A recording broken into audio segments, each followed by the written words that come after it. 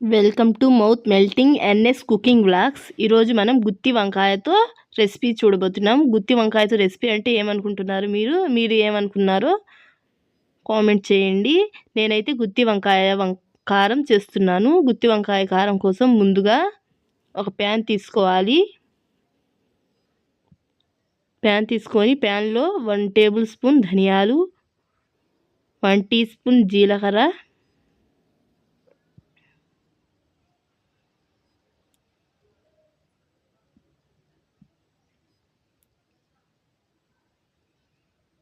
కొంచెం ఫ్రై అవ్వనివ్వాలి లైట్గా 1 మినిట్ పాటు.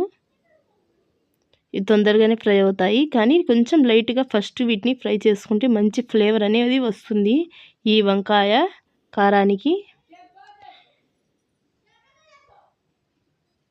చూసారు కదా, లైట్గా స్మోక్ వస్తుంది అంటే కొంచెం కొంచెం ఇప్పుడే ఫ్రై అవుతున్నాయి. ఇప్పుడు కొన్ని కరివేపాకు రెబ్బలను వేయాలి. వీటిని కూడా కొంచెం ఫ్రై చేసుకోవాలి. ఇప్పుడు కట్ చేసి పెట్టుకున్న కొబ్బరి ముక్కలు, ఎండు కొబ్బరి వేసుకోవాలండి. 4-5 ఎండుమిర్చి వేసుకొని వీటిని లైట్గా ఫ్రై చేసుకొని ఇందులోనే 10-15 వెల్లుల్లి, కొన్ని పల్లీలను వేసుకొని ఫ్రై చేసుకోవాలి. ఫ్రై చేసుకోవడం వల్ల మనకి వంకాయ కారానికి మంచి ఫ్లేవర్ వస్తుందండి. ఇప్పుడు మిక్సర్ జార్లోకి మనం ఫ్రై చేసుకున్న వాటిని చల్లార్చి వేసుకోవాలి.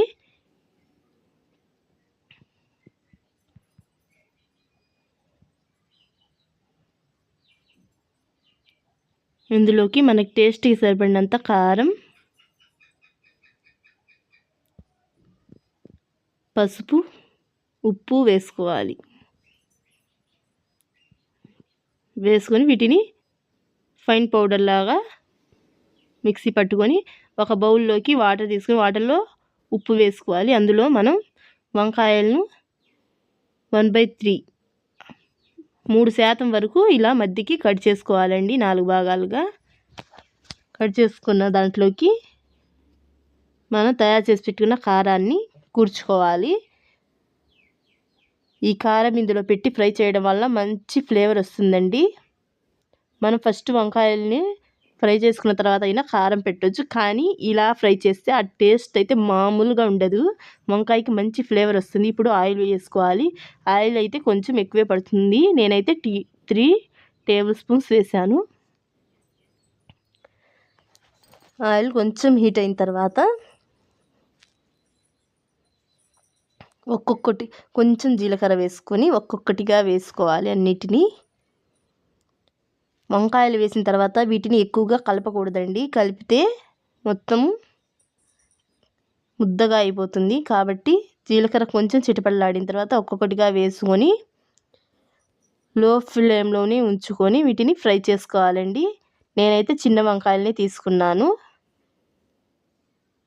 చిన్న వంకాయలతోని ఈ ఉల్లి కారం అయితే ఈ కారం బాగా టేస్ట్ వస్తుంది. ఒక్కొక్కటిగా వేసుకొని మధ్య మధ్యలో తిప్పుకుంటూ ఫ్రై చేసుకోవాలి. ఒక్కొక్క దాన్ని రెండో సైడ్కి తిప్పుతూ ఫ్రై చేసుకోవాలండి. ఈ విధంగా చూడండి, నేను మొత్తం కలపట్లేదు. ఇదే విధంగా చేయాలి మీరు కూడా, లేకపోతే మొత్తం కలిసిపోయి ముద్దలాగా అయిపోతాయి. వంకాయలు సాఫ్ట్గా ఉంటాయి కాబట్టి ఈ విధంగా 15 నిమిషాలు పడుతుందండి ఇవన్నీ ఫ్రై అవ్వడానికి. చూశారు కదా, వంకాయలు సాఫ్ట్గా అవుతున్నాయి. ఇప్పుడు రెండో వైపుకి తిప్పుకొని ఫ్రై చేసుకోవాలి. మరో 5 నిమిషాలు ఫ్రై అయిన తర్వాత ఇవి సగానికి ఫ్రై అయ్యాయి కాబట్టి ఈ టైంలో మనం జాగ్రత్తగా తిప్పుకుంటూ పెట్టాలి. చూశారు కదా, అసలు ఇవి ఫ్రై చేస్తుంటే చాలా మంచి సువాసన వస్తుందండి. మంచి అరోమా, టేస్ట్ అయితే వేరే లెవెల్.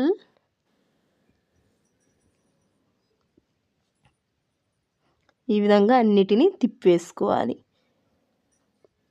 కలపకూడదు, జస్ట్ తిప్పాలండి. మీకు పెద్ద స్పూన్తో కలపడం రాకపోతే చిన్న స్పూన్తో అయినా ఇదే టైంలో మనం కొంచెం కొత్తిమీరని వేసుకుంటే ఆ కొత్తిమీర ఫ్లేవర్ కూడా ఈ వంకాయలకి కారానికి పడుతుంది. వేసుకొని మనం వంకాయల్లో పెట్టిగా మిగిలిన కారం ఉంటుంది కదా, ఆ కారాన్ని కూడా ఇప్పుడు వేసుకొని మరో 2 నిమిషాల పాటు సిమ్లో పెట్టుకొని ఫ్రై చేసుకోవాలి. అంతే అండి, సింపుల్ అండ్ టేస్టీ వంకాయ కారం రెడీ. మీకు ఈ వీడియో నచ్చితే please do subscribe, share and like. Thank you very much friends. మన ఛానల్ని చూస్తున్నారు కానీ ఎవరు లైక్ చేయట్లేదు, సబ్స్క్రైబ్ చేసుకోవట్లేదు. సబ్స్క్రైబ్ చేసుకోండి. అంతే అండి, చూడండి ఎంత ఎమ్మీగా ఉందో. వేడి వేడి అన్నంలోకి ఈ వంకాయ కారం వేసుకొని కొంచెం నెయ్యి వేసుకొని కనుక తింటే టేస్ట్ అయితే వేరే లెవెల్. నేను చెప్పటం కాదు కానీ మీరైతే ట్రై చేయండి, చాలా సూపర్గా ఉంటుంది. ఇప్పుడు పైనుంచి కొంచెం కొత్తిమీర వేసుకొని గార్నిష్ చేసుకోవాలి. అంతే అండి, సింపుల్ అండ్ టేస్టీ వంకాయ రెసిపీ రెడీ. మీకు ఈ వీడియో నచ్చితే please do subscribe, share and like.